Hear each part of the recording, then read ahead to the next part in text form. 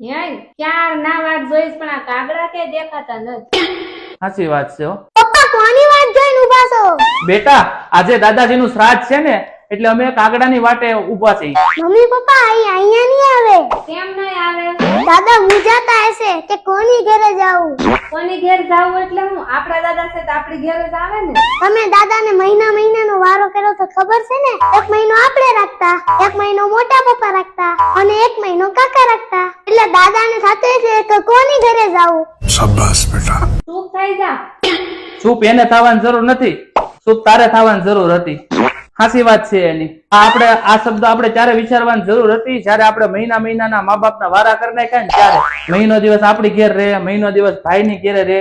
મા બાપને હાવ એક વસ્તુ બનાવીને આપણે વેચી લીધી. ખરેખર હાસવવાની જરૂર હતી. આપણું જોઈ જોઈને જ આ છોકરા શીખે છે. એ છોકરાઓએ આપણી આ જ હાલત કરવાના છે. તારે જોવું તો જોઈ લેજે. મિત્રો તમે જેવું તમારા મા બાપ હારે વર્તન કરશો ને એવું વર્તન છોકરાઓ શીખશે ને તમારી હારે ભવિષ્યમાં કરશે. એટલે ત્યાં લગી હાજર છે ને ત્યાં લગી સારું વર્તન કરો, એને હાંસવો. આ થારી લાગી હોય ને તો કોમેન્ટ જરૂરથી કરજો.